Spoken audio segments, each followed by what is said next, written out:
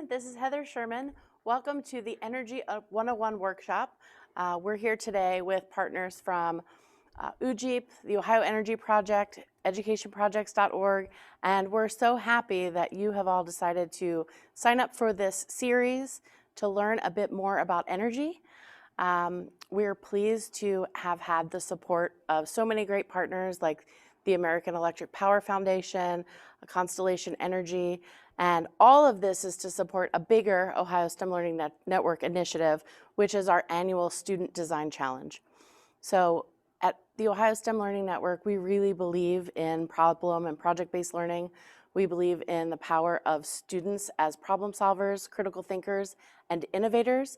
And we're hoping that by engaging all of you in some new concepts in energy, you can bring these hands-on learning activities to your classroom. So with that, we have Shawn Toy from UJEEP, and she'll tell you a little bit about her program. Hi, my name is Shawn Toy, and I'm the Career and Education Outreach Coordinator with Ohio Oil and Gas Energy Education Program. We call ourselves UJEEP for short because it's a whole lot to say. I'd like to welcome you here today on behalf of Ohio's natural gas and oil industry, and we hope that you really take part in the new activities that we are going to show you over the next 2 days. We want some good, honest feedback on these. We're hoping that they will become permanent activities for our summer STEM programs. So you should have all received this nice little packet of information. So if there's any questions about anything in there, or if there's anything that we can do for you, please reach out to us. We are happy to help and support Ohio's teachers. So thank you so much, and we look forward to hearing all of your great feedback on all of the wonderful things that you're going to learn here. Thank you. Thank you.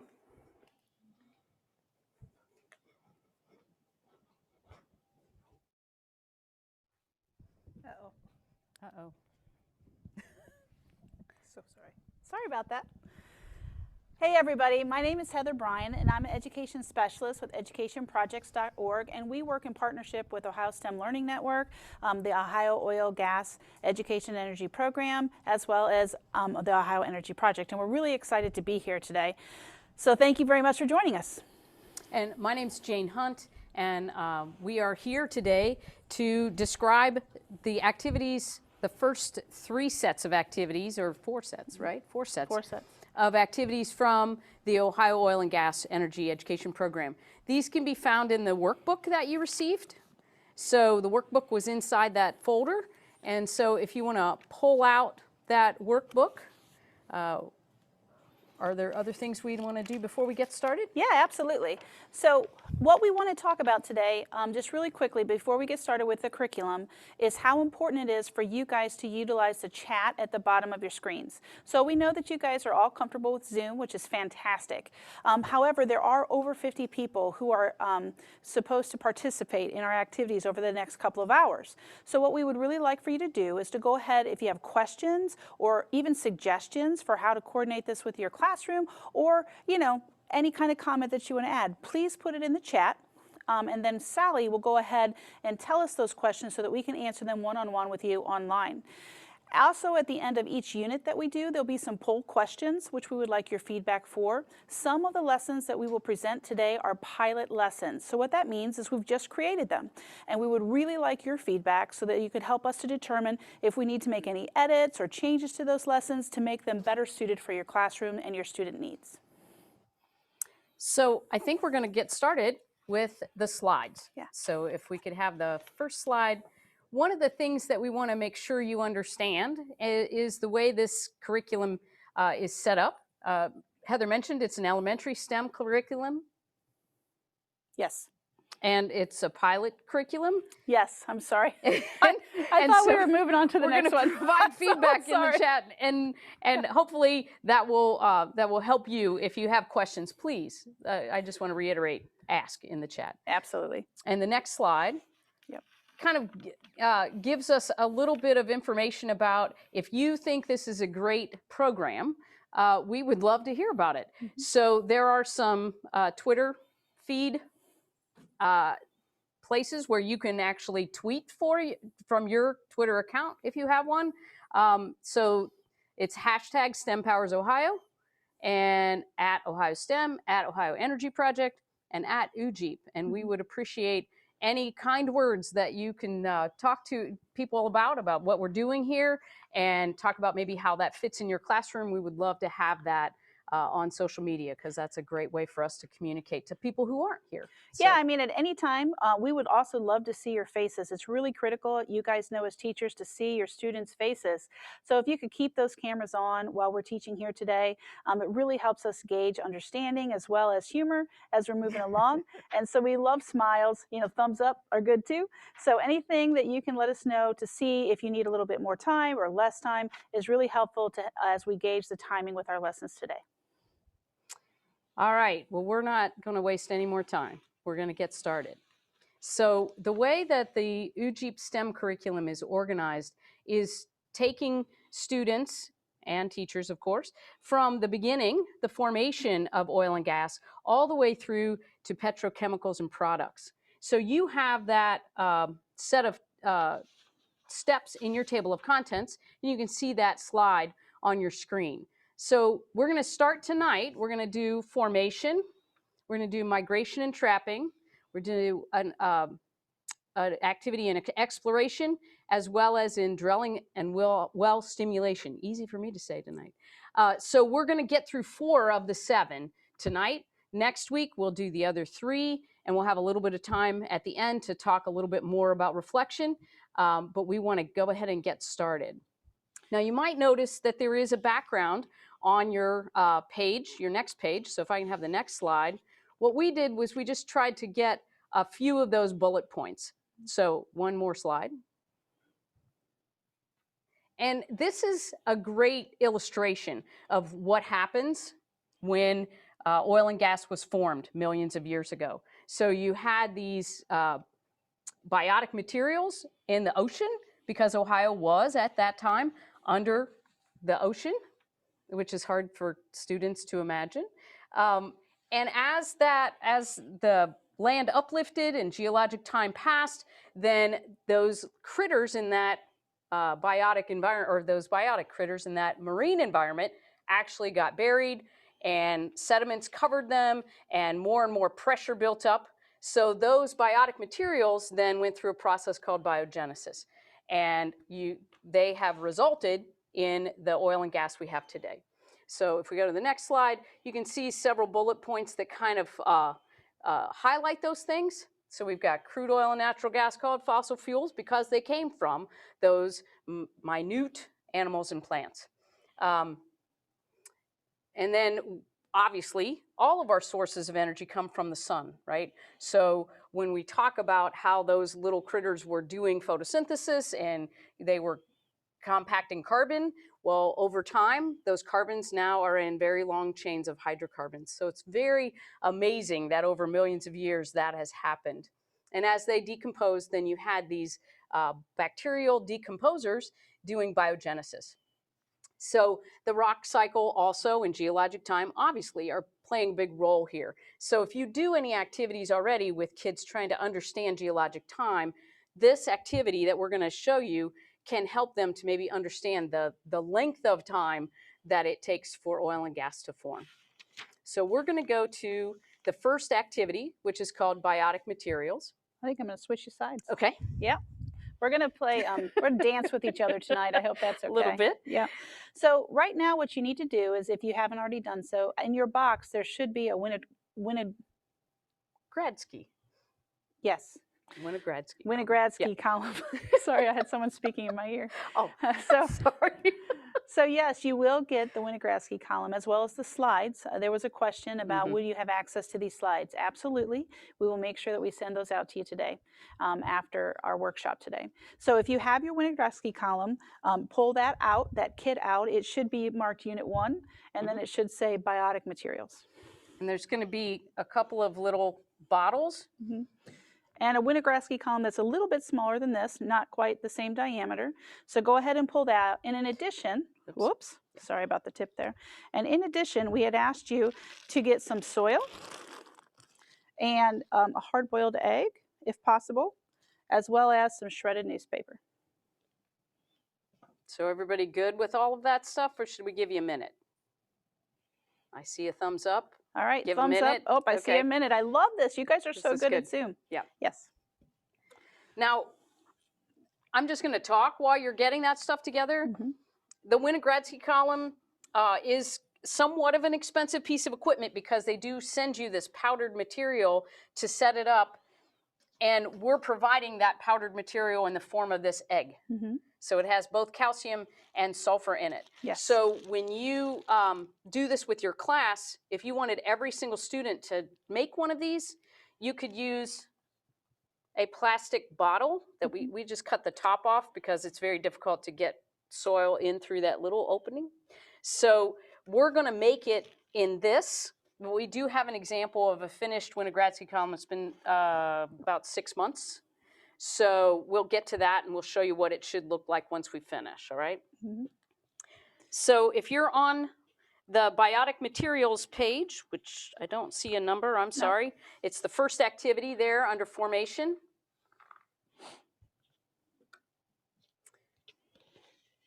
So it actually suggests that you use a soft drink bottle, but again, a water bottle or any other plastic bottle would be fine. Or a glass jar. Glass jar would be good too.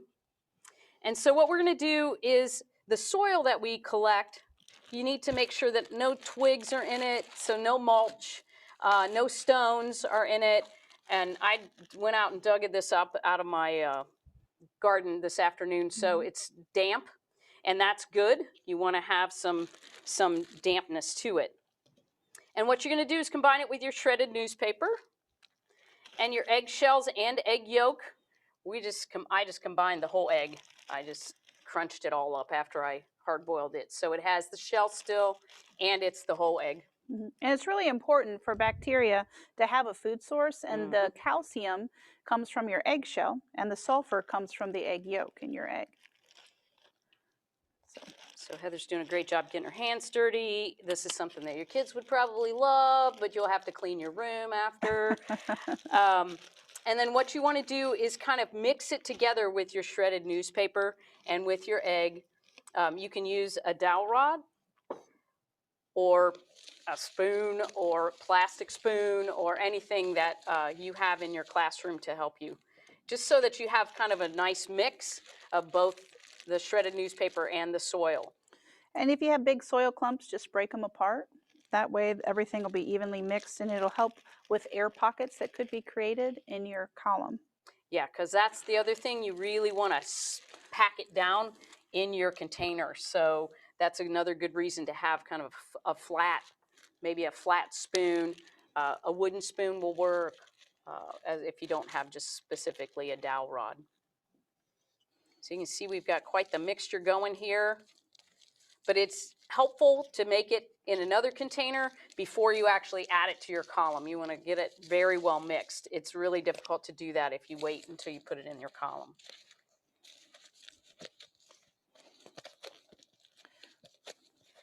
And as you add it to your column, you want to make sure that it gets packed down about 3 centimeters at a time. So you don't want to just dump the whole mixture in there and then try and figure out, oh, do I have it all packed down? If you do it a little bit at a time and really try and get the air pockets out, it's better. That looks pretty good. I know. Yeah, you're amazing. It's like egg soup. No, I'm just joking. I'm just joking. Like soil soup or... Jane and I like to have fun as we're teaching. Yeah. So just go ahead and put a little bit of this into your jar and then tap it down, and then add more and tap down. Yeah, the one thing with the Winogradsky column, you want to make sure that bottom cork or that bottom stopper is in well if you're using this, if you're doing it in your Winogradsky column right now. So it's very important because otherwise you have leakage, and that's not good. You don't want that. You don't want any of that leaking out after the fact. Is anybody having any trouble? See people working, that's good. They look like they are concentrating. So while your students are doing this in the classroom, some of the questions that you can ask them is, what's going to happen in this soil concoction that you're creating here? Should we see some change? Are there living organisms that are also in this soil column? What should we see happen? And if you've talked a little bit about biogenesis and what microbes might do biogenesis, what is happening in that biotic mix, then they also will have a little bit better understanding that, oh, those microbes are actually eating the food, and that where did the microbes come from? You can talk a little bit about the origin of those microbes, because what we're going to do is not only add the soil, which came out of my garden, and clearly there's a lot of bacteria and fungi and other things that are in that mix of soil, but we're also going to add some pond water. And pond water, again, has a lot of other biotic material in it. It might have some algae in it that you can't even see. It might have bacteria. It might have other microbes that are going to help you with this biogenesis or development. So Sometimes kids might wonder what it would smell like over time. So you might want to ask that question and maybe put these, close to an area where there's some good airflow, because they can get a little smelly.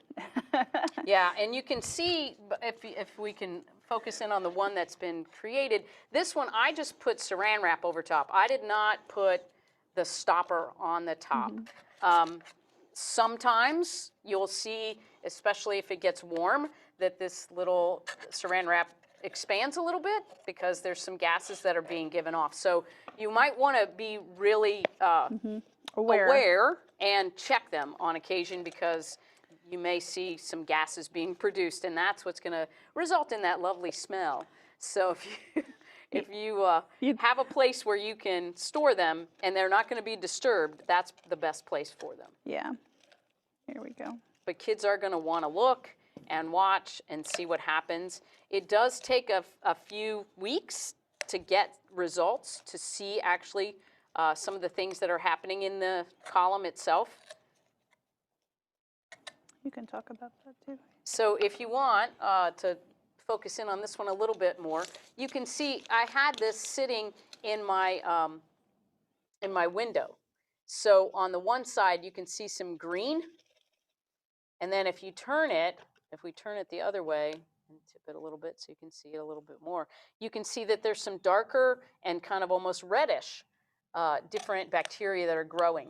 So again, if you put it in a sunlit area, you're going to see some differences on one side, wherever the sun's hitting it, versus the other side. And we're almost ready to add our pond water, I think. Yeah, it takes a long time to really tamp it down.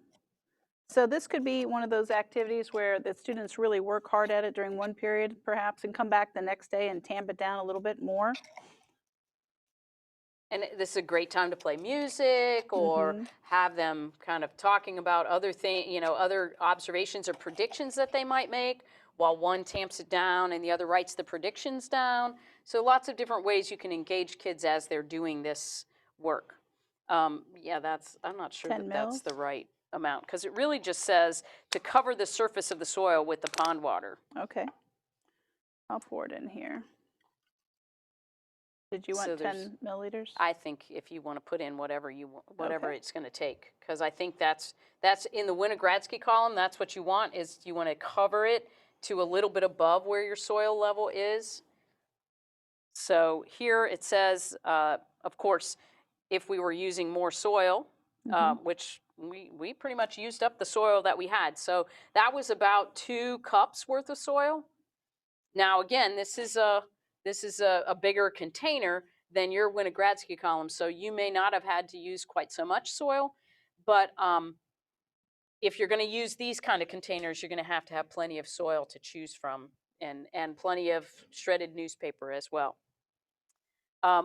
Yeah, and then it asks you to actually cover the surface of the soil and fill to the lower threads of the bottle opening. So you can see in your diagram on the activity that you actually fill it almost all the way to the top.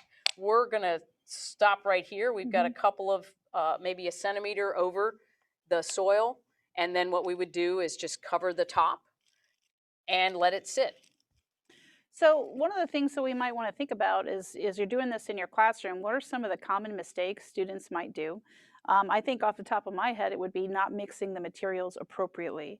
So, give them a bowl, or this is just a takeout food container, whatever you prefer, and really have them put them in layers. So maybe a little bit of soil, a little bit of newspaper, some egg, and then soil, newspaper, and egg. And then allow them to have some fun mixing that up and really getting it intermixed, because the calcium and the sulfur are vital nutrients that are needed by the bacteria as they go through decomposition, and then as well reproduce themselves. So what's really cool is when you're looking at this column and you see those great colors and the bands that you see, you really can actually identify some of that microbiome just by the colors. Right. Yeah. Right. And it's fun for kids to like observe each week and then, of course, exclaim over what kinds of different bacteria they're seeing. Yeah. And if students each bring in soil from their own homes, they should all see something just a little bit different. Exactly. And different water sources might also create different bacterial growth. So this is a model for how oil and gas might have been formed millions of years ago. So clearly you're not going to have this in your room for more than a year, and maybe even not that long. But if you can help kids to make that connection to, gosh, it seems like we're waiting forever for these things to happen. The other crucial ingredient that is not going to happen in there is pressure. So when you're under pressure and the Earth's materials being deposited on top of all of that is going to create the environment that is where oil and gas was formed. We did have a question concerned about compaction. I think that's a great question, and actually we'll talk a little bit more about that in our next unit when we talk about porosity and permeability. It's really important for students to pack down the soil mixture as much as they can. By doing that, they'll help to decrease the amount of oxygen. So these are anaerobic bacteria that are working here in this column. So it's really important because oxygen is actually toxic, poisonous to them. So by tamping it down, you're helping to eliminate something that could potentially kill your bacteria later on. Don't worry if the water doesn't immediately go down and permeate those layers. It will over time, and unless it's completely clay, which that's okay if it sits on top too. But it'll provide just enough moisture. I mean, it's about 10 milliliters of water that you're putting on there, so just enough moisture to maintain an aquatic kind of environment that'll allow those bacteria to flourish and be able to reproduce. Well, one of the other things you could do to vary what's happening here is you could also create a marine environment. So you could do pond water, and then you could also have a marine set of water, like a marine environment. So you're adding salt water. And that might create obviously different bacteria that will grow. So I think that's kind of a fun way for kids to be able to vary the experience, not only just different soils, but also they might be able to have one that's freshwater and one that's saltwater. So I think that would be an interesting piece. Now, the other part of this activity that we wanted to show is a video. On the STEM, the UJEEP STEM website with the STEM curriculum, there is another activity that mirrors the graphic that we showed you at the very beginning when we started talking about the background. So this video goes along with a story. And so as you read the story, what you're asking students to do is draw geologic time and what happened over geologic time. So if that video is cued, we can start it. Real quick, so you're going to divide your paper into 3 sections, and then there's 3 parts to the story. So obviously you see there's the ocean and all of those marine animals. And you see, oh wow, there's a lot more sediment, different time frame, different animals on land. And then now you have land with all of these deposits deep within the earth, and you can drill into those deposits. So we're going to talk next a little bit about how those deposits get where they belong through migration and trapping. And then we're going to do an activity around that. So if you could answer the poll that'll show up, there's just 3 questions. There'll be similar questions throughout the entire day today. We'd really appreciate it. So take the time to do that while we move our table and readjust what we have. My hands are a little dirty, and they might be dirty the entire time. So it's okay. Thanks, It's all right. Jane hates doing that activity, so I do it because I love Jane. All right, so here we go. So as we're moving forward, we're going to move into our second unit. So remember, Jane said that we're going to take you through the beginning of oil and gas production all the way to the end and the products that we use from that. So Jane's going to go ahead and give you some background on migration and trapping. And if I can have the next slide. Is there a background piece there? You guys have the background page too. So this is an illustration that shows a little bit about how source rocks actually, the hydrocarbons from those source rocks that are under that pressure, that are producing those large hydrocarbons, how they might migrate up through other rock layers. And they migrate because we have these two properties of rocks, porosity and permeability. So if I can go to the next slide. So that porosity and permeability obviously control this movement and the storage. So porous rocks, you may have taught rocks before, but porous rocks are the ones that have the ability to store liquids in them. So they might be sandstones, they might be limestones, they have very tiny spaces in them. They might not be visible to students to the naked eye, but certainly they do have these pore spaces. There are some non-porous rocks as well, but in Ohio, we have a lot of porous rocks. So non-porous rocks would be things like granite or other metamorphic rocks, igneous and metamorphic rocks. So when the gases or the oil can move through that rock, it's said to be permeable. And if the fluid passes easily, it has high permeability. But if it passes very slowly or very little, then it has low permeability. So those are kind of the pieces of background that students might need to understand, vocabulary that they might need to be able to deal with. And I will tell you, I taught 9th graders, 10th graders, 11th graders. Porosity and permeability are tough concepts. So we've created a set of an activity that Heather's going to lead us through. And this is a way to show some of that porosity and permeability. Great. Thanks for coming back. So for this particular activity, you were given in your box a great sampling from the Ohio Aggregates and Industrial Minerals Kit. So it came to my understanding that there might have been some rocking that happened. So I will help you identify those rocks in just a minute. But we do need to make sure we have this piece out, some clear plastic cups and some water, as well as your portable scale that you got in the box. So make sure you have those materials on your table right now. Looks like you guys might need a minute. And this is just me being a teacher, but if you could show your screen and we could see your lovely faces, we'd really appreciate it. Okay. People moving. What's really great about these kits are that they're free. You'll actually get 3 more of these boxes for your classroom in your post-workshop box.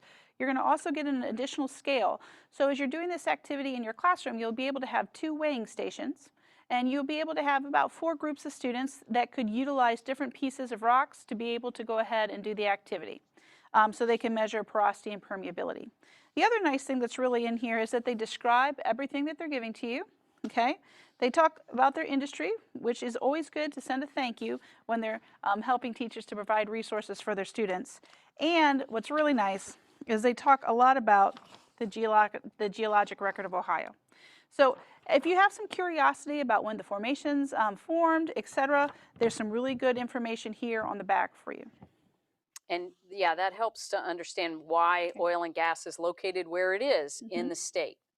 So we had a question, do you have to have clear plastic cups? Absolutely not. You don't. You could use beakers, plastic beakers or glass. You could use glass jars. You could use just a regular glass. It's just good to have a clear cup if you can, because then the students can actually see the rock. Sometimes you'll even see bubbles that will adhere to the outside of the rock as water permeates that rock and moves in to see pore spaces. So perhaps you could get an up close view of this. so you guys can see what we're talking about. So anytime students can I don't know see if a you can see it or reaction, not. maybe if we tip it, let's see if that's possible with a white background. Can you see that? I don't know how close you can get. It's hard to see, but there are several bubbles that are attached to this rock. Right on the surface. Because air is escaping from this sedimentary material. So this is slate, I think, or shale. Forgive me. And you know, shale is very dense when you're thinking about it. So it has low permeability.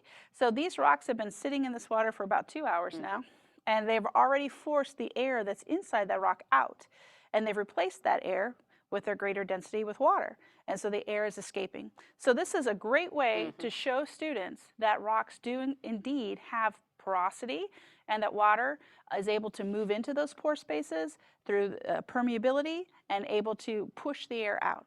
Okay, so that's really what this lesson is all about. We're going to showcase how some rocks have higher porosity than others, and consequently may have higher permeability than others. It just depends on the size of the pore spaces. So I know that's really, complicated, but those are some terms for us to think about.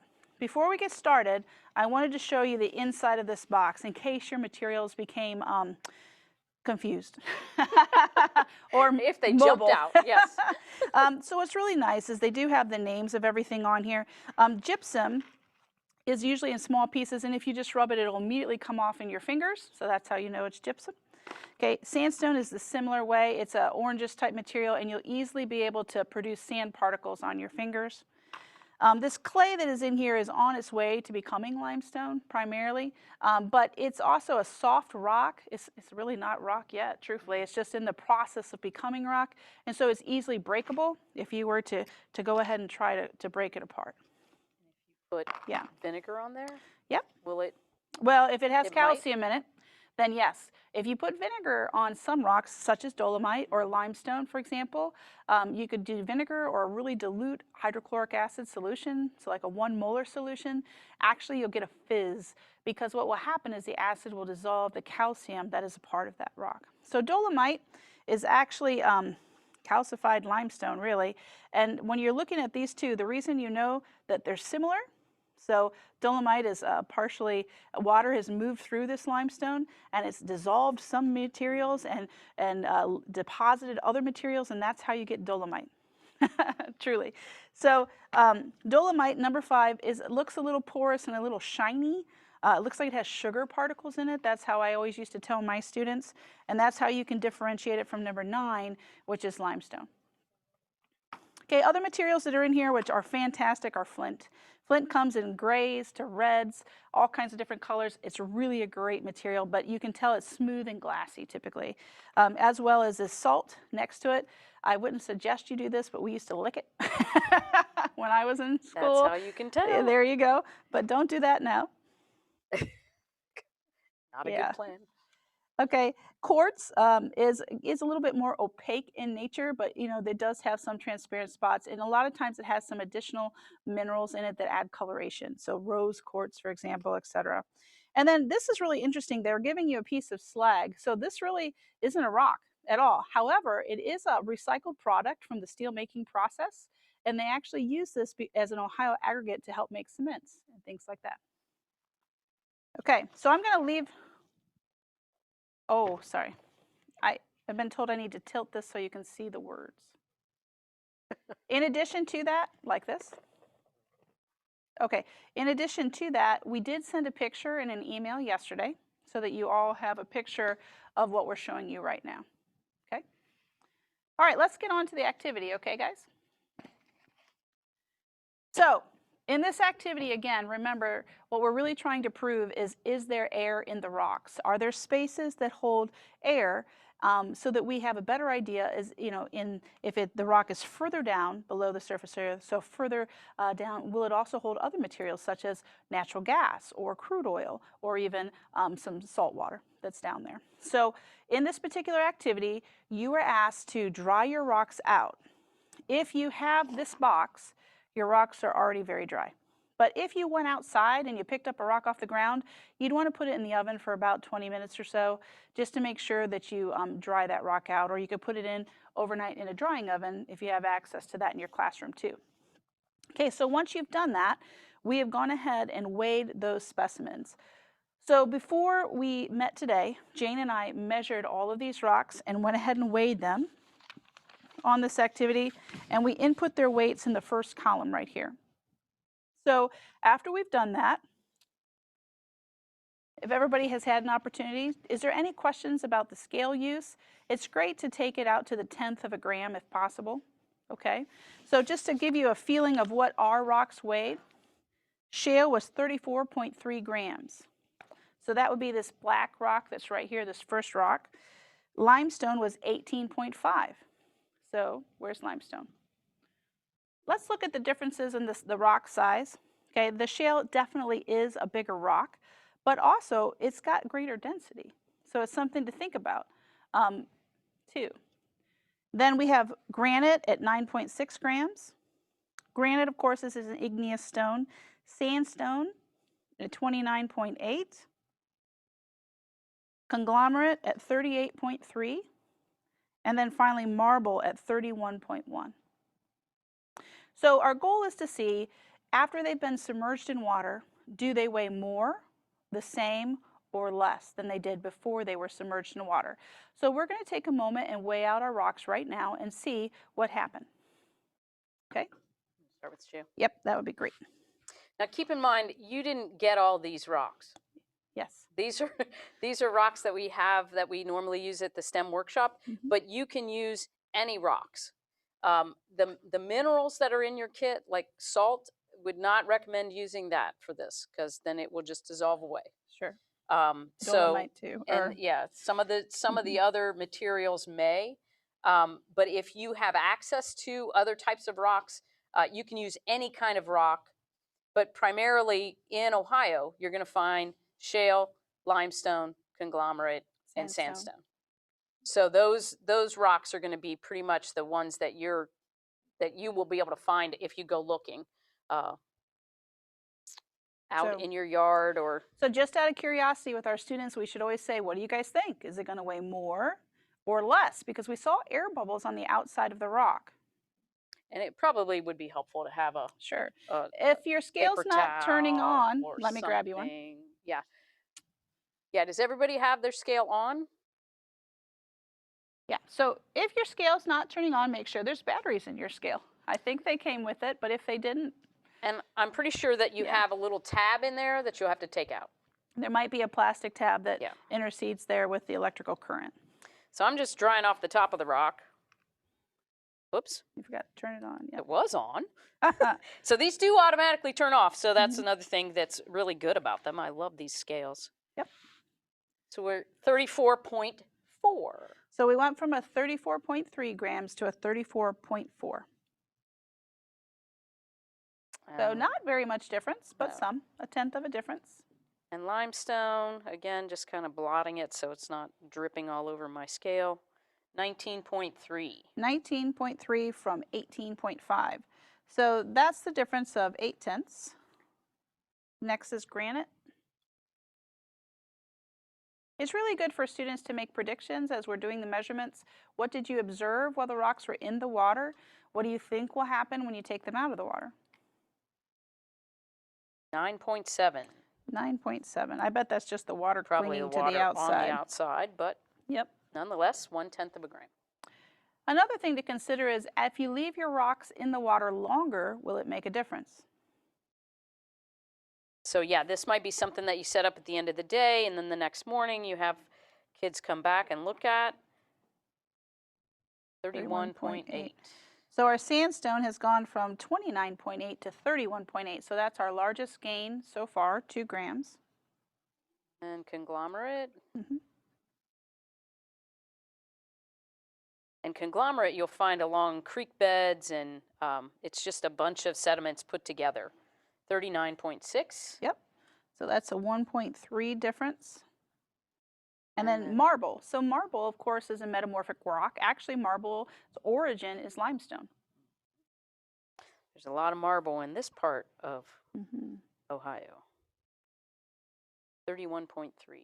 Yep, so that's a little bit of a difference, 0.2. Again, I think it's just water hanging on to the outside. Yeah, there's a lot of water that got left on the on the scale even. On All the right. scale. Well, there you go. So maybe that's the accumulated water of after all those rocks. That's All what of you're them, saying. exactly. So Yeah. these are some really great observations. You could then again put your rocks back in the water and see if there's an additional, weight gain after a certain amount of time. Shale is a really cool rock, but remember it comes from clay primarily, and clay is the smallest particle size there is. As a result, it has the greatest porosity. But because those pore spaces are so small and so hard to get to, its permeability is extremely low. And so that's why we use clay to do things like line ponds and things like that. However, it can capture a whole lot of natural gas. Yes, it can. So what a couple of things you can do there is, of course, you can do the math and have kids subtract out and see what the gain is. But one of the things that you notice is that the rocks were not the same weight at the beginning. So can you say that the one that gained 1.3 grams is the one that gained the most? So if, depending on what level your students are, you can do a percent change where you're actually subtracting that gain or subtracting to get that gain, and then dividing by the original amount to see what percent gain that was. So that might give your students a little bit more of a understanding that, okay, well, yeah, maybe it did gain, but was at the highest percent gain? And in this case, I believe it is, but there is no column for that. But we do think that that's a really great math experience to try and have them figure out is, just because it has the highest amount, does that mean that it was the highest gain? And the last part of that activity is just asking you to put them in order. So if we could take the conglomerate and sandstone and then limestone and then shale, let's just do those.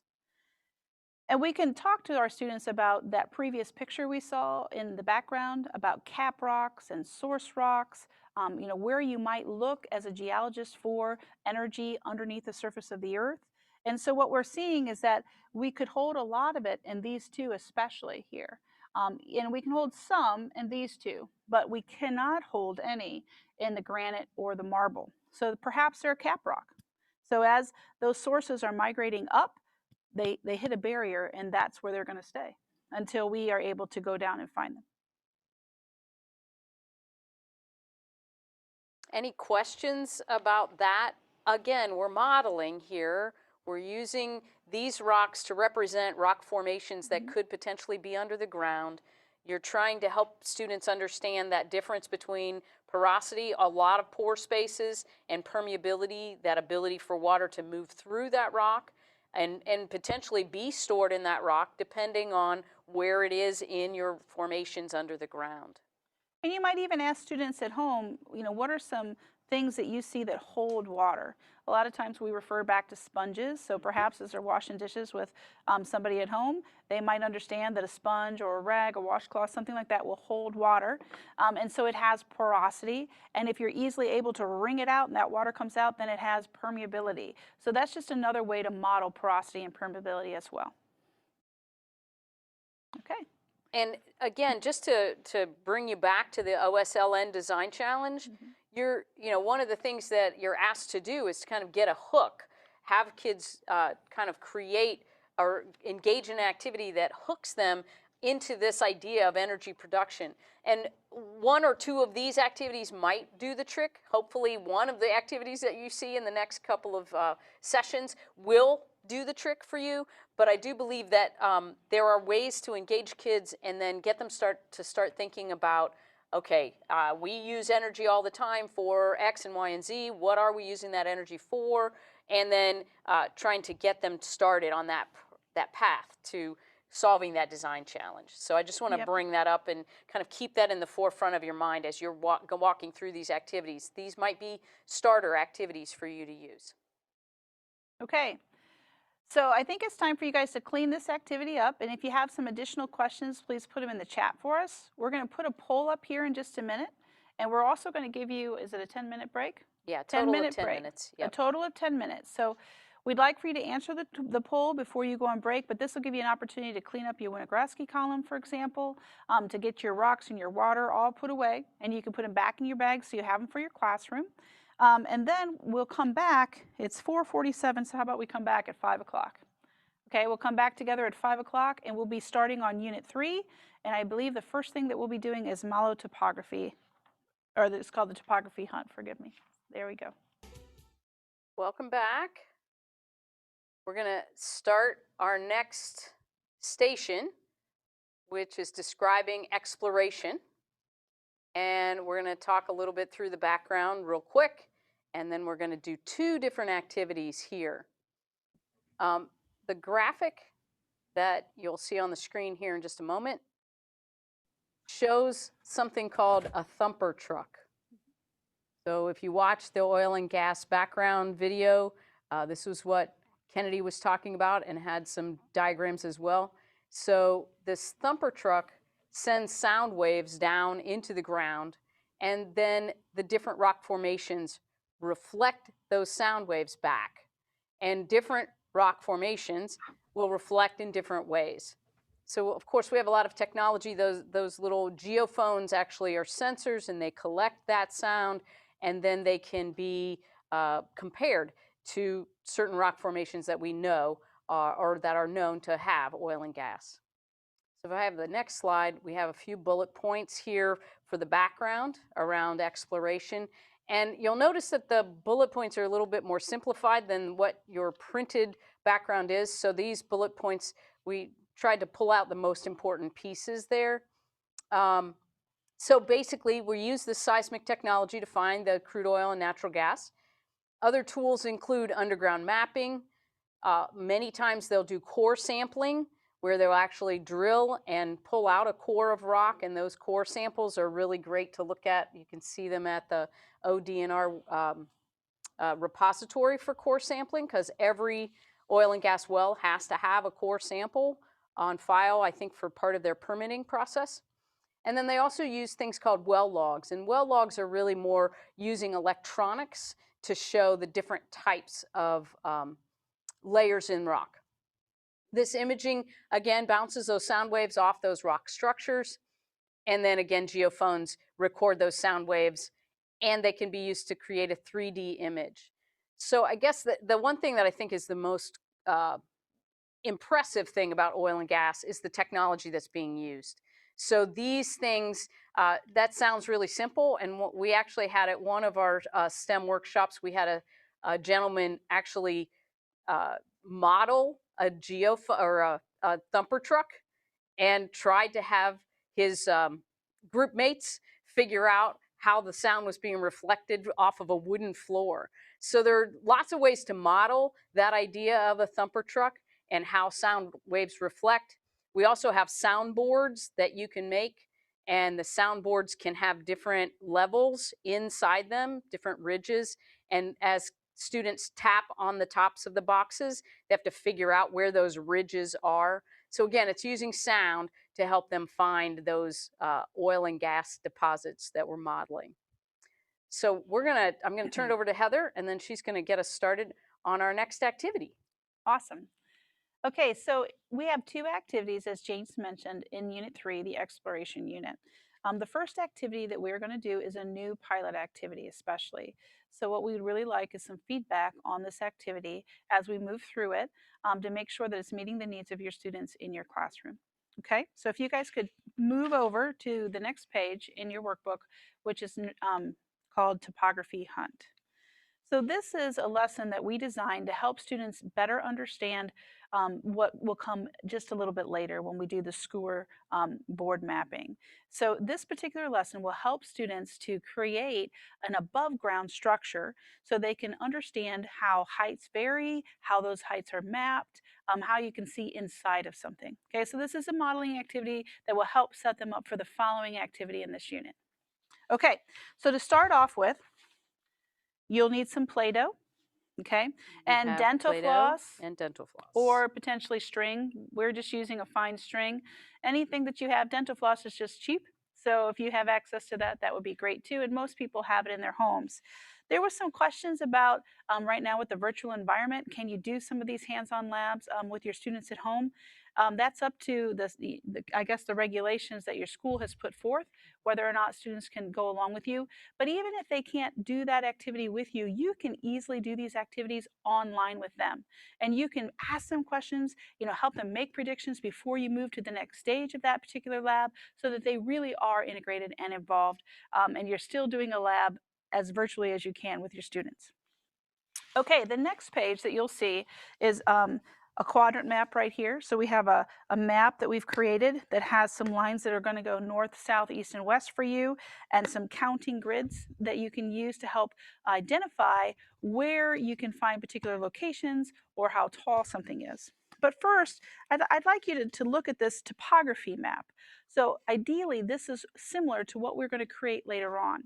So before your students start to play with the Play-Doh and do some things like that, we want them to just look at this map and help infer what it is telling us. So as you look at this map, what are some of the observations that you have? Is everything the same? So are there some things that are the same, some things that are different? What do you think it is telling us? So as students start to talk about this, one of the things that is kind of comes straight to your attention is that this is an island. So because it's an island, it's at sea level. Okay, so where that sea comes in contact with that island's edge, it is at sea level. So we would call sea level 0 for topography. And topography, again, is how high up we're getting away from sea level or the surface of the earth. So right here, this dark band is 0 height, so 0 meters in altitude. As we continue on, we see that there are some other lines that you see here on this map. So what we're thinking is that if this is 0, these lines must have something to do with altitude as well. And so you can talk to your students about that. You could say that each one of these lines represents a certain number. Maybe it's 10 meters or 100 meters in height difference. But ask them questions like, why are some of these lines the same width apart, whereas others have a greater width? What would that mean if I were to imagine or to create a mountain that had these similar characteristics? Okay, so we want students to begin to think about that as they take the Play-Doh in their hands and they make their own mountain. So as we go back to this lesson, one of the first things that we're going to ask you to do in this lesson is actually to create a compass on your grid. So as you're looking at that, we're going to ask you to mark these lines north, south, east, and west, so that the students can use this information later on as they create directions to find a spot on their map. Need a marker? I was just going to use the pencil. Okay. Is that okay? Okay. That would work. Gotcha. So Jane is currently in the process of making a mountain, and she is, there's a joke about that, we'll tell you later. Okay, so she's in the process of making some mountains, and she's just using 2 different colors because it's what we have on hand. But I told Jane she could make any kind of mountain or mountain range that she wanted today. So I am allowing her to be creative.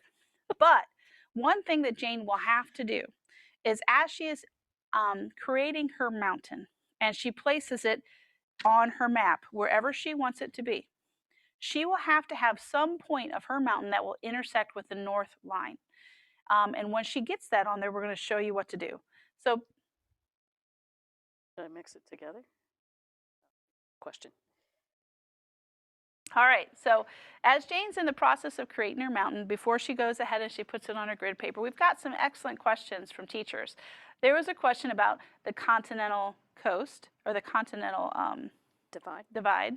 No, shelf, sorry. Shelf. Continental divide is on land. I apologize. So the continental shelf. So what you're really seeing there, depending upon the island and the island chain that it's a part of, when we have large continents, we definitely have a continental slope.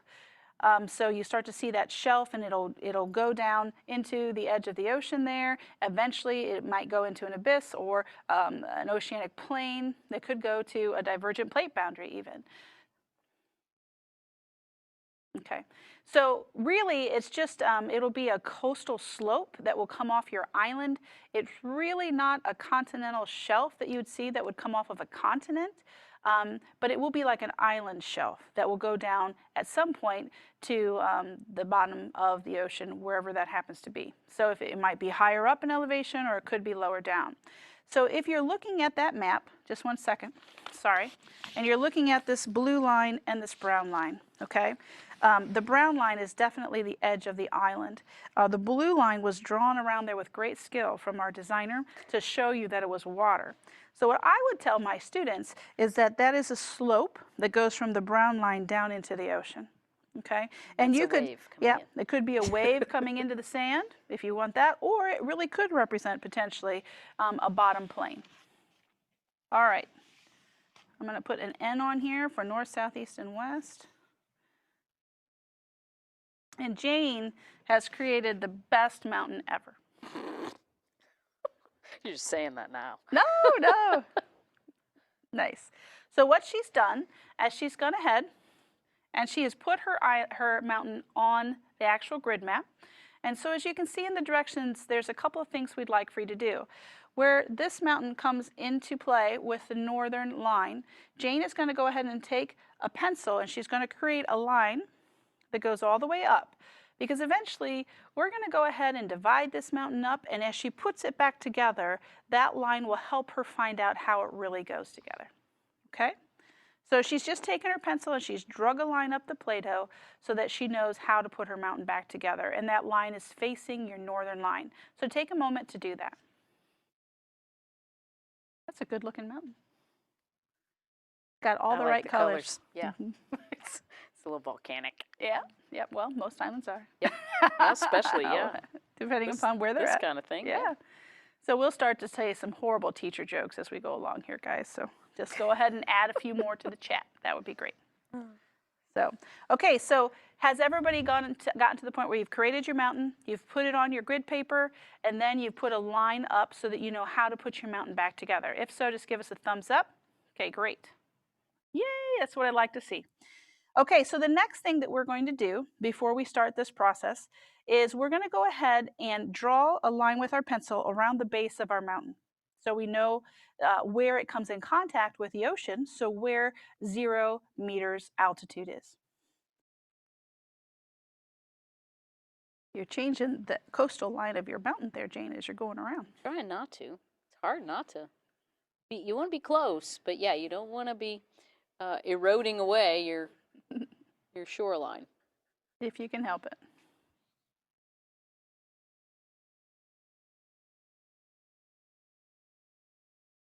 So, how are we doing, guys? Just give me a thumbs up when you're ready. Awesome. When you're done with that, we'd like for you to divide up your mountain. Now, your instructions say to divide it up equally in four different areas, okay? So actually it would be 3 different areas because we're going to have four pieces.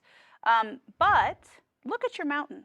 And if you have some older students, I would challenge your students to try to divide it by altitude. So as you're looking at that, if you have some slopes that are steeper, maybe that section will be closer together than a wider area where you have more of a valley formation that's coming along. So that's up to you, how you want to challenge your students. You can challenge them to divide it equally by altitude or just divide it equally, depending upon the age of your students in your classroom.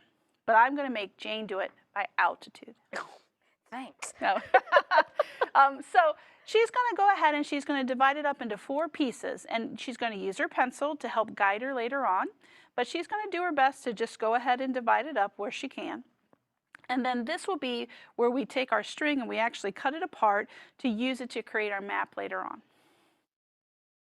But I have some slope on the front, and then you can't see the back, but the back is kind of steep. So we have a cliff kind of off the back. So mine's going to be a little bit challenging to do by altitude. Yep. Well, just do your best, Jane. You got to do it with your pencil first. Oh. Just to mark it? Yep, how you want to divide up your 4 pieces. So what Jane's doing is she's just using her pencil to make a division mark so that as your students come along with the dental floss or the string later on, they know where to push it through, okay? Talking about like that? Yeah, Okay. and then just go ahead and show the camera real quick. Yeah, you could do some rock. You could do some really good rock climbing on the back of this one. You can see it's very steep, but I have a mark there a mark right there, and then the last one is right here at the top, kind of at the, I don't know, the caldera or whatever, at the very, very top. Yep. So once you guys have gone ahead and divided it up into 4 pieces, we would ask you to go ahead and to cut your mountain up. So a couple of tips that we found is that you should always start from the top and not the bottom, okay? So cut your very top piece and then set it aside. Once you're done with that, you can cut through to your next piece. That'll help hold a little bit. It might take 2 people. There you go. Ooh. I dug in a little bit. This is there's a technique involved here. So Like cutting a cake, you know, equally in yeah, half. exactly, with that dental floss kind of an idea. So you just, might need a little bit of practice. That one was better. Oh, look, you have some inclusions. Oh, look at that. You have to tell them what that means. Oh, I'm sorry, inclusions. Inclusions mean, well, for right now, she has a very permeable space in her Play-Doh. So she knows that she's going to find some fossil fuels in there later on. Because as water travels through that rock, they're going to create deposits. There's going to be some breakdown of biotic materials, so it'll be a perfect place later on. All right, Okay, so what Jane has done right now is she's gone ahead and divided her mountain into 4 parts, and then she's going to remove that base because she's already drawn a line around it, and just move it over here to Ujip Island. Then she's going to put her second largest piece, and she's going to line it up with that north line on that northern grid marker. Okay, so hers is a little backwards right now, so she can see it better. Maybe we'll flip it around for them to see. Can you see this okay? But she's put that line that I had you create at the very beginning on this north line, so she knows where it needs to be. So here is that really steep side she was talking about over here because it's almost on the edge of her island. Maybe we'll just push it in a smidgen. There, Jane. There we go. All right, you think that's good? Yep, now take your pencil or marker and then draw around that base. Again, being careful not to erode, but trying to stay within your initial drawing. Yeah. All right. All right. So then she's going to go ahead and she's going to take that piece off and show them what she has so far. One inside the other. I don't know if you can see. So she's got 2 lines that are... Lots of light shining on it. Yep, can you see it okay? There's better. Okay, maybe we should have used markers. So as you can see, she's got 2 lines on the edge that are right on top of each other. So that's a nosedive, guys. Literally, you'd fall straight down just about when you see something like that. Okay, then the next piece. Yep, and then she's going to do the same process with the next 2 pieces. Again, she'll line it up on the northern line, and then she'll draw a base circle around it. Yeah, I think There you go. Yeah.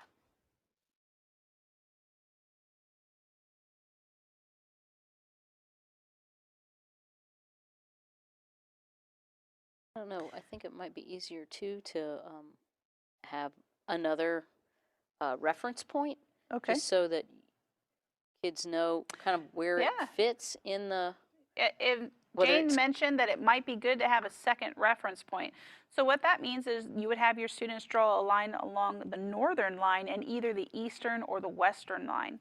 Not the southern line, because that won't help you. But if you were to draw a line on the northern line as well as the eastern or the western line, that way they'll always fit it perfectly where it should go. Finally.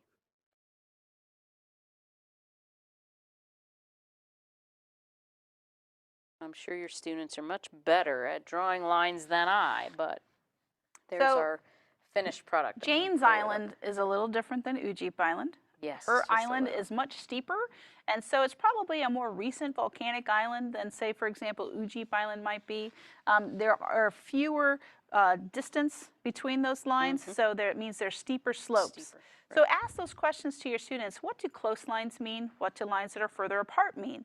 Can you model or show me what that means with your Play-Doh? Okay.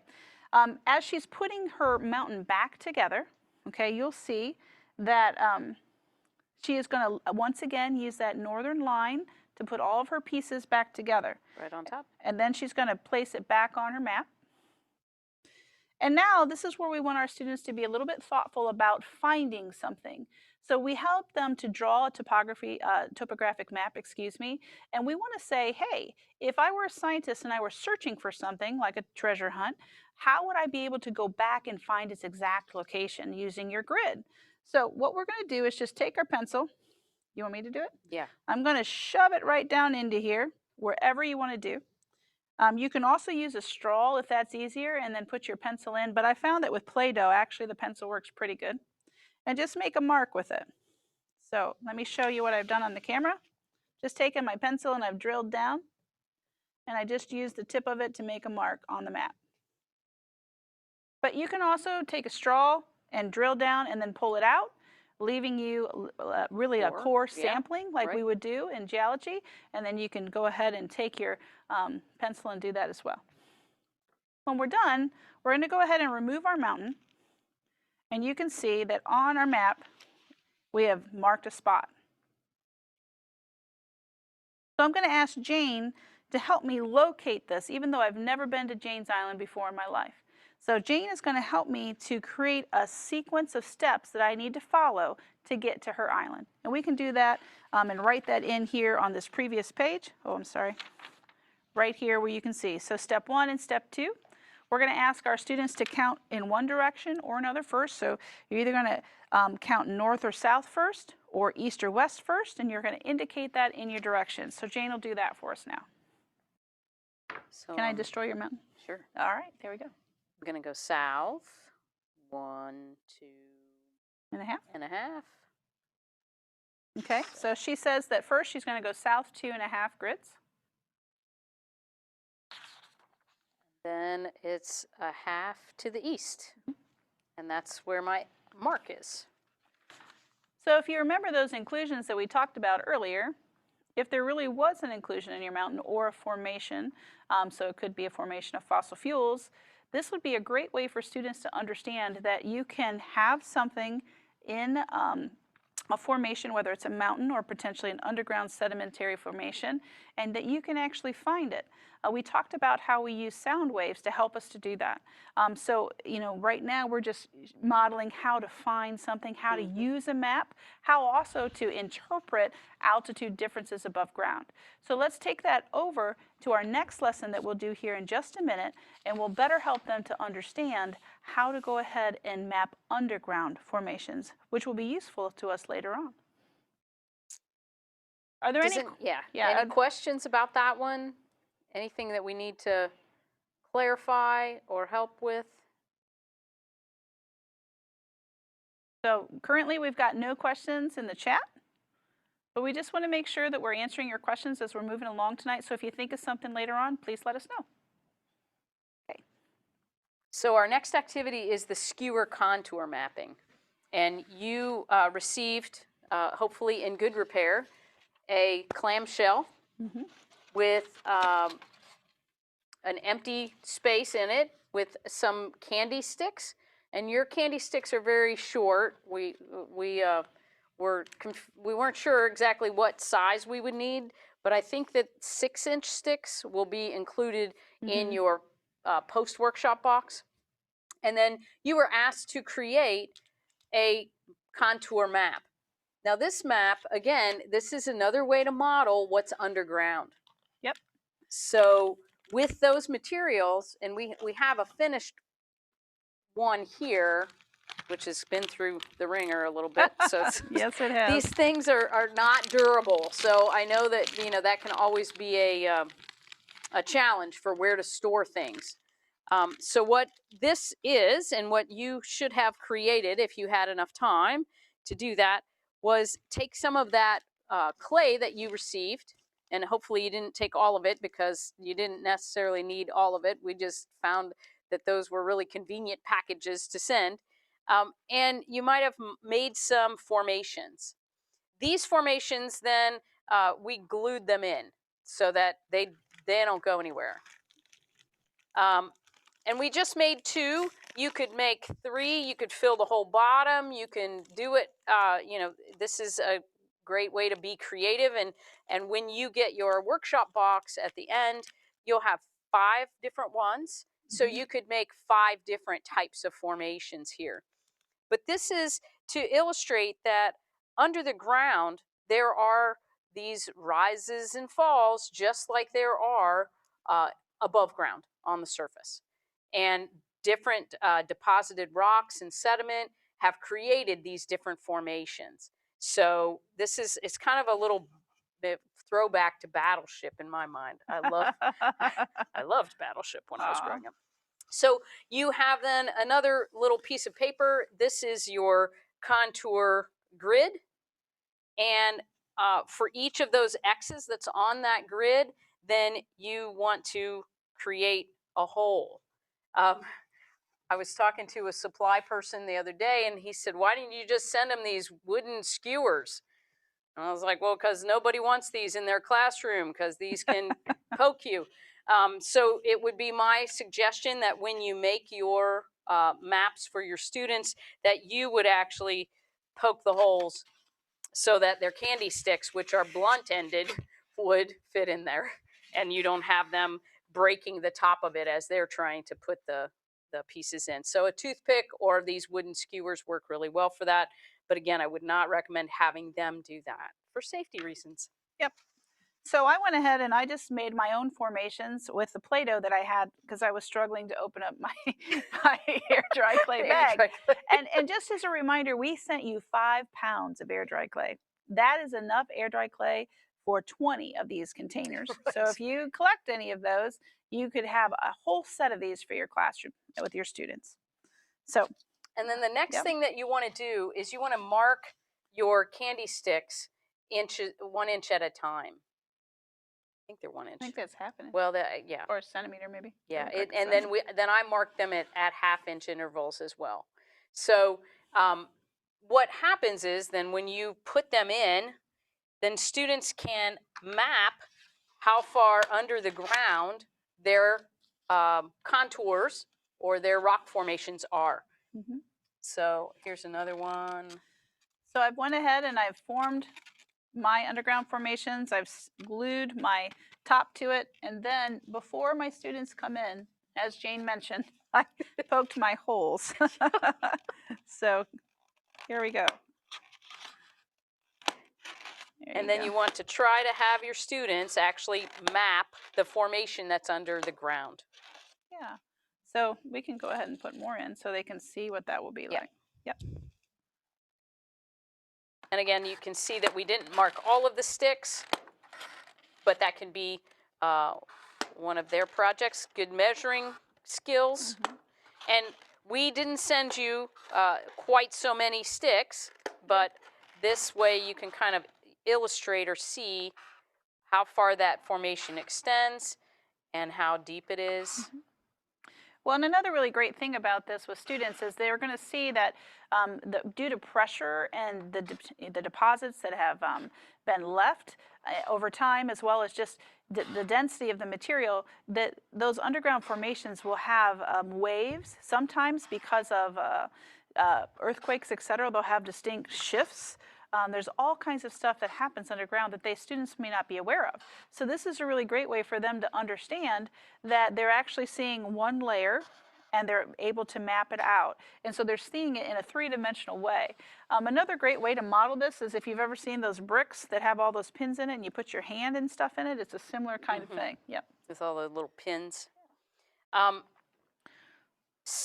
this is also related to oil and gas very closely, simply because there are certain formations that we know will contain oil and gas, and that's the formation we want to stay in. So as we're drilling, which will be the next station that we're talking about, the next unit, we want to be sure that we follow that formation. We don't want to drill out of it and then not be in a space where there's no oil and gas to be produced. So we do that by using downhole technology and actually using cameras to guide that drill. And there are people at the surface on a drilling rig that are actually guiding that drill string. So it's in fantastic technology that's being used there. So if I were looking for oil and gas, as I look here at this particular skewer box, where do you think, students, that I might be looking? Okay, so would I be looking at areas where the sticks go further down into the formation, or potentially would I be looking at areas where the sticks are higher up? So that's a question that I have for you. If you got an answer, throw it into the chat for me. I didn't put mine in here yet. No, that's all right. Yeah. And you guys can even hold up the ones that you've created. If you've taken the time to make these at home, I'd love to see them. So, Yeah, look there. All right. okay. Got some Yay! formations. Yeah, look at those. Nice work. Nice. So some of the answers that we've heard so far is where the sticks are higher up. So that's true. So what you're seeing is the beginning of that formation. So there's probably some kind of an impermeable rock or cap rock above, and you're seeing migratory materials that have moved up into that space, and they've kind of created that area there. And so that's what we're looking for. And to keep it a little bit more realistic, you know, we're saying that these are the high formations. Most wells in the state of Ohio are farther than a mile down and extend miles out. So we don't want to give students the idea that oil is right there under the ground, because it's not usually. We're looking for the Utica or the Marcellus Shale formations in Ohio, and those are generally fairly deep. And you can see, if you look at a geologic map, that some of those veins actually pinch right off, and then they might start over on another side. So, well, when folks are actually permitting for wells, they know where those formations are, and they won't put a line out that's going to pinch off. They're going to follow the line through that formation that's going to produce all the way along it. So, again, a good model, making the connection that there are certain formations that are going to have oil and gas, but not necessarily are they going to be the closest to the surface. You know, and as your students are measuring these heights right here, they could just create a graph on their paper and write those heights down in those particular quadrants, and they can actually create their lines so that they could see where that drill technician would be pushing that drill as it's following that particular contour layer to intersect with the natural gas or the oil. So, any other questions or comments about this activity and the usability in your classroom? okay, great. So what we're going to do is we're going to switch out, and we're going to move on to Unit 4 in just a moment. So if you could take the time before you remove the materials to answer the poll questions. Oh, I'm so sorry. I've been told that we have to take a picture of you, so I'm excited for that. So everybody turn on your camera on, please. Let us see your beautiful faces. We would love to see you. And, you know, if you want to hold up your skewer kits or your Play-Doh mountain, whatever you've got with you in front of you, that would be great. That's awesome. Oh, wait a minute. We got some people going to get stuff. We got some people moving. All right. Oh, Wintergrosky column. Nice. I see some awesome things. I love that. Everybody smile. Okay, we're going to do a few pictures, if that's okay. So on the count of 3, is everybody ready? Okay, 1, 2, everybody smile, 3. Okay, let's take one more picture. Okay, if you want to pick up something else, go ahead. But if not, we're going to do it on the count of 3. Everybody smile. Okay, 1, 2, 3. Great. Thank you, thank you, thank you. Sally, did you get everything you needed? Awesome. Okay, so please answer the poll questions, and then we'll see you back in just a couple minutes. Welcome back. Thanks for answering the poll questions. I know they're probably getting a little repetitive, but we're really looking forward to looking at that information and trying to help you by designing lessons that are usable in your classroom. So any feedback that you can give us is really appreciated. This section of drilling and well stimulation tells a little bit about how we get oil and gas out of the ground. So you can see there should be a graphic that, comes up there on your screen. There's a couple of different things. I think it's funny that they're called conventional wells and unconventional wells, because really, I think now it's much more normal for the unconventional well to be used. It has a much lower surface impact, and it really is how most wells that are being drilled now and producing wells are actually working. So if you go to the next slide, in the background, it talks a little bit about those types of drilling. So 3 different types of drilling can be done. And before, back in the Beverly Hillbilly days, vertical wells were pretty much the way to go. So it was drill a hole, and once that hole didn't produce anymore, move over and drill another hole. But now we're using directional drilling, which allows the reach under into an oil and gas formation without disturbing the land over top, so potentially under a golf course or under a park of some sort. And then the unconventional well that was in the picture is really a horizontal well.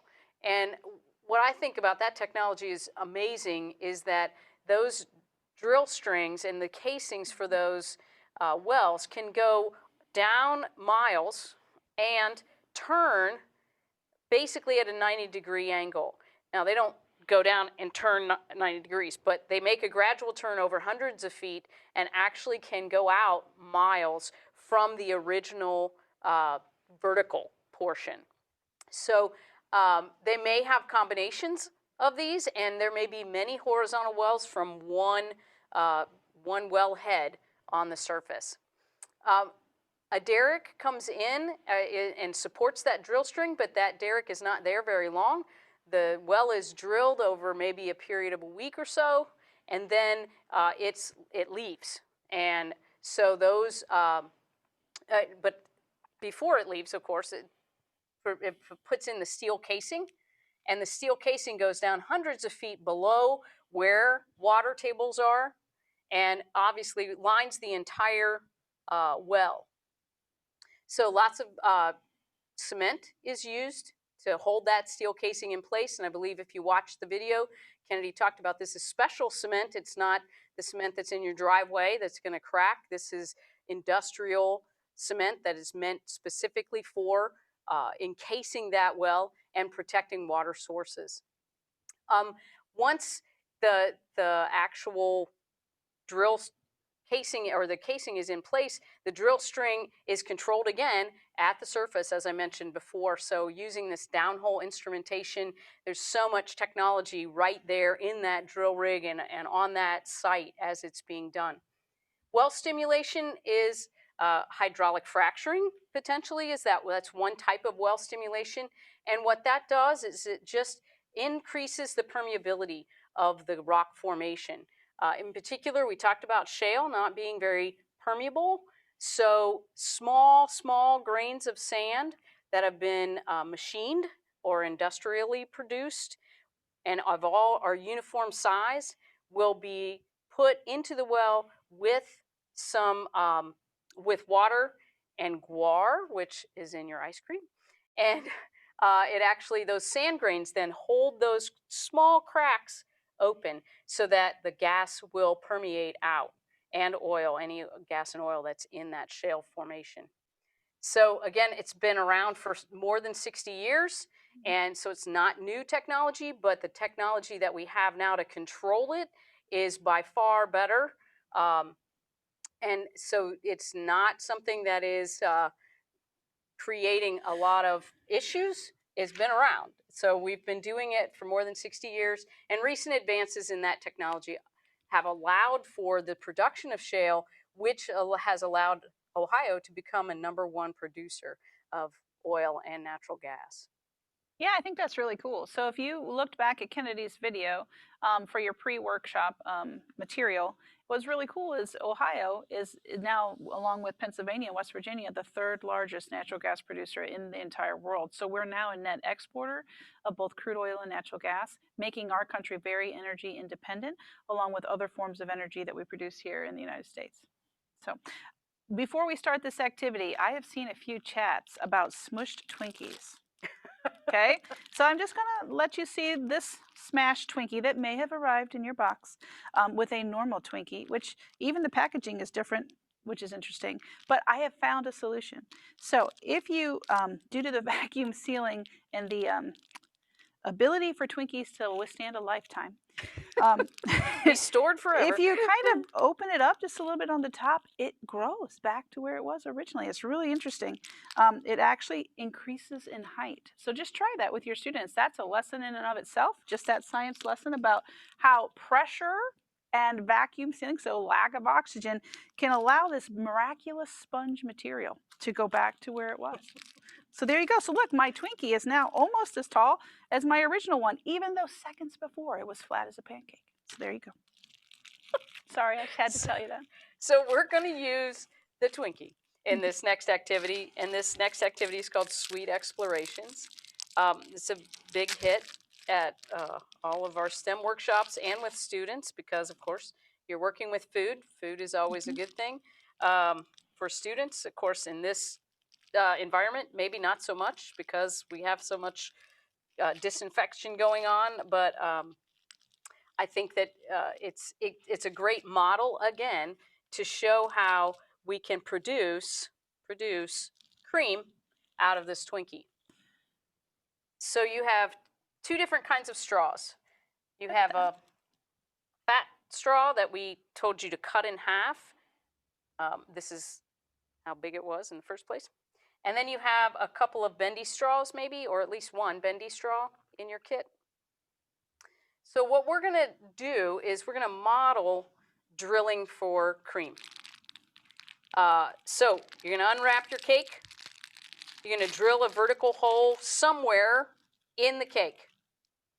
Okay, so yeah, take your straight straw, your fat straw, and you're going to drill a hole. All right, but just to say this out loud, your cake must be the proper way down. So you cannot put it whole like the cream side up, right? So just make sure that you're not cheating and that your cake is properly placed. Because remember, you are going from above surface to below surface. So you don't necessarily know where that cream is going to be located. And again, my smashed pancake Look how Twinkie nice it looks. is now about the same size as the other one. It's miraculous.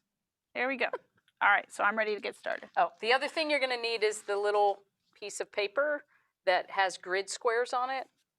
And this is, there may be better ways to measure. This is something that, again, we could use some feedback on, but this is how you're going to measure the amount of cream that you produce from your Twinkie.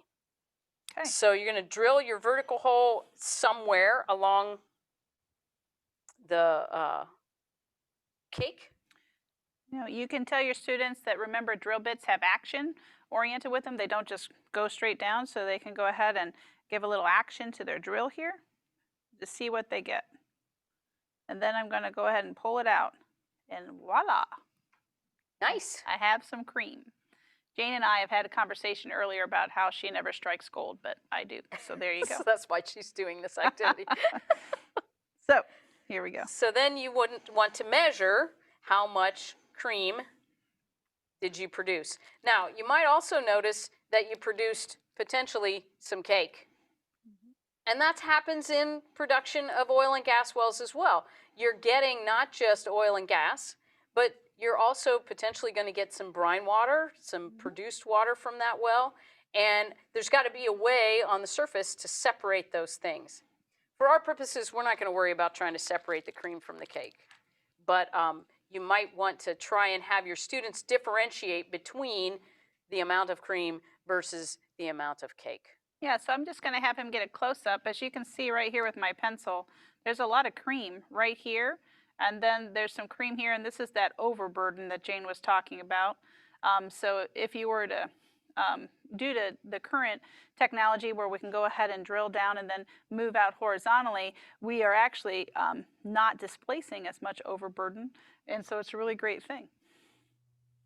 So she's made a mark or filled in the squares for how much cream she produced in that vertical well. Now, the next thing is a little bit more difficult because we don't have as much footage as they do when they're trying to do a horizontal well. So you're going to take your bendy straw and you're going to try and go through that same hole and make a horizontal lateral. So you're going to try and go down through that vertical and turn and see if you can produce more cream. This is a challenge. Yes, this Yes. is the challenging part. And some kids will automatically want to stretch out their straw, which is a great modeling practice. I mean, it's giving them some more flexibility. Some kids don't want that, and they'll keep it pretty compacted. It's really up to the student. Okay. And you can see it says now on number 4 to stretch it, but you can make that an optional step if you want. But remember, it's hard because the first part of your straw is not very bendy. So students might even ask you, can I cut off that first part of the straw, you know, to be able to try to make that challenge or that distance happen. That's tough. All right. Once you make that bend, I'm going to try to see hopefully, how far I yeah. can go. Yeah. Oh, I've exited out the other end of the mountain. So I'm coming back. Look at you. Covered in cream. Ooh, look at that. Look at that. That's a great Man. day. So you can see that there's cream and no cake even. That's pretty amazing because usually there's cake in the middle of that too. That's amazing. I don't know how she avoided the cake in the middle, but okay. Well, you know how it is. So yeah. So in her second, the horizontal, she was able to produce a larger amount of cream. So I think the thing that's really cool here is this is a modeling activity, and the kids, you know, are going to get a little sticky using Twinkies because of the sugar. But what's neat is they see that you can expand the reach of what you're able to access underground with these new drilling technologies. So, you know, we can have one surface location right here. And what if I had gone in this first direction, but what if I also did another one that went in this direction or in this direction? And as we go ahead and permeate that pipeline and send that water and that fracturing fluid out, we could fracture literally hundreds and thousands of feet of shale and put those small pieces of sand in that will allow that gas to come out naturally so that we can utilize it to heat our homes or power our mobile, power our cars or trucks, or, you know, run electricity with. So it's a great source of energy that would not be available without this new technology. And one of the questions, the reflection questions, this is one of my favorite ones, is how might you use well stimulation to get more cream from your cake? Can you think of examples of how students might be encouraged to get more cream from their cake? In a lot of our workshops, teachers apply suction to the straw to help them get more cream from their cake. Yeah, so they, you know, increase the pressure, right, by bringing it out. So, you know, and as you are drilling for materials, you've maybe seen some of those pump jacks, some of those smaller pump jack derricks. That's actually what those do. They don't pump all day long, but what they do is they pump just enough to increase the pressure so that that material will come out naturally on its own. Exactly. So I think that there's a lot of ways that you can use this to help kids understand drilling and producing. And again, you can even encourage them to figure out well stimulation. You know, you can also give them a budget.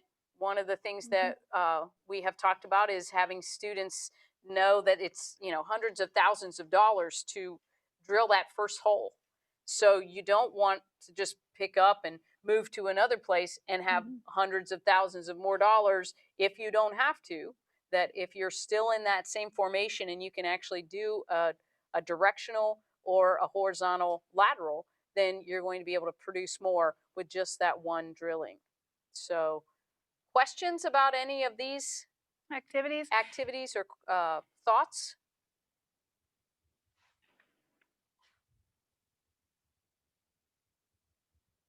Oh, yeah. So currently what I'm hearing in my external ear is that several of you guys are offering some great suggestions for other teachers. So I really love that idea.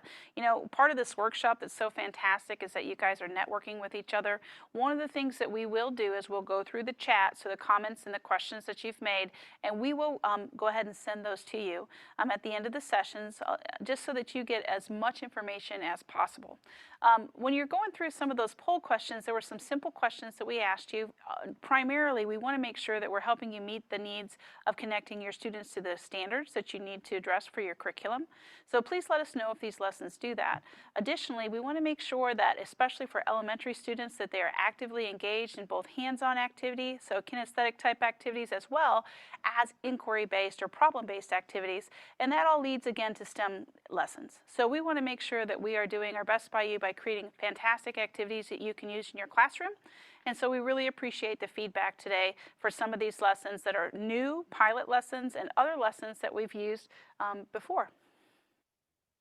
So we do have one more poll, but we would really like you to take a moment to reflect in the chat about things that, if you haven't had a chance to think about how these fit, we do have a few minutes. So if there are questions about where you think they might fit, maybe you wouldn't do the whole series of these. Maybe you wouldn't start from formation and do all of these activities with your students. Maybe you would just pick and choose. You might do them in learning stations where you would have students go visit and do some of the activities on their own or in a small group. So there's lots of different ways that we can imagine that you might be able to use them, but we'd really like to hear if there are ways that you can think of that these will fit for you and help you address your standards, because really that's what it's all about. But we do really want you to think about that energy challenge, and you're going to get more information about oil and gas on Wednesday next week, and then the following Wednesday you're going to hear from the Ohio Energy Project, and they're going to talk a lot about their activities and how those activities can help you hook students as well. So it's not like we think you should have a hook already figured out, but we really do want to provide you with enough materials that you can get your students engaged in that OSLN challenge. There was one question that I just want to bring out. Somebody asked about how that drilling engineer, that engineer technician, is actually getting that pipe or that drilling string to turn into those layers. So again, Jane mentioned that really is helping to be fueled by the density and the pressure that drill bit's under. They are able to help steer that, but due to that pressure, as they change the pressures on the drill back, and the casing on the pipe actually bends. So remember, I mean, it's really cool. I mean, if students have a hard time understanding that, help them to look at some bridges, some steel bridges that flex, you know, when we have some earth or geologic movement. So there's another way to model how you can manipulate metal under pressure that helps it to flex or bend. And so that's really what these engineering technicians are doing, is they're utilizing pressures and densities to help bend that pipe as they're drilling down. So it's really cool stuff. And temperatures are obviously increasing as you drill deeper in the earth as well. So that temperature and pressure in combination is helping to make that metal casing malleable. Actually, bend. That would be a great thing for a student to do a little research on and give a presentation to the class. Very cool. And very cool idea. Just mentioning, UGEEP does give science fair awards. So if you have students that are in 5th grade or above, they might do a science project that's related to some of the technology or some of the things around oil and gas, and that's also another way for them to investigate and be recognized for those kinds of activities. Science fair, it's a favorite of mine. Oh, good. Sounds like you're really active in the chat, and we're getting some great responses. So we're going to move to our last poll for this particular unit. Please be honest as you're looking through those questions. Please continue to add some information in the chat, and we'll make sure that we have a follow-up email that comes out tomorrow to help address any questions or concerns that you have. We'll make sure you get a copy of the slide deck as well, and just help you be creative for the next week. So we're really thankful that you're here, and we're excited to see you again next Wednesday. It's really a big deal to have excellent teachers like you give us some feedback on these materials. So thank you very much. Have a wonderful evening. Make sure you do the poll questions, though, before you go. We'll be on here for another 3 or 4 minutes, so feel free to add in anything in the chat if you need to. And once you've answered the poll, if you are ready to call it an evening, thank you again for being here. We really appreciate it. Yep.